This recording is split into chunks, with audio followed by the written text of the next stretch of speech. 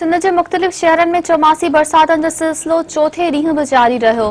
ख़ासि अमरकोट, टंडो अल्हायार समेत मुख़्तलिफ़ शहरनि में बरसात बाद मौसम खुशगवार थी वियो, जॾहिं त हेठाहीं वारनि इलाइक़नि में पाणी भीजी वियो।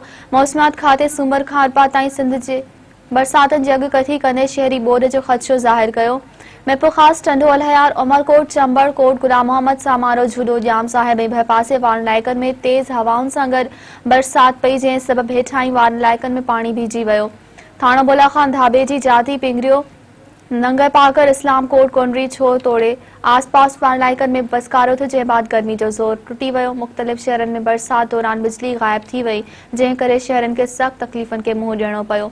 मौसमियात खाते सिंध में हलंदड़ हफ़्ते वधीक बरसातूं पवण जी अॻकथी करे छॾी। मौसमियात खाते जो चवणु आहे त सूमर खां अरबा ताईं कराची, हैदराबाद, बदीन, ठटे में तेज़ बरसातूं पइजी सघनि थियूं, जंहिं करे ॼाणायल शहरनि में शहरी ॿोॾि जो बि ख़दशो आहे। मौसमियात खाते जो वधीक चवणु आहे त ईंदड़ सूमर खां अरबा ताईं नवाबशाह, दादू, थर ऐं नंगर पार्क में बरसात पइजी सघे थी।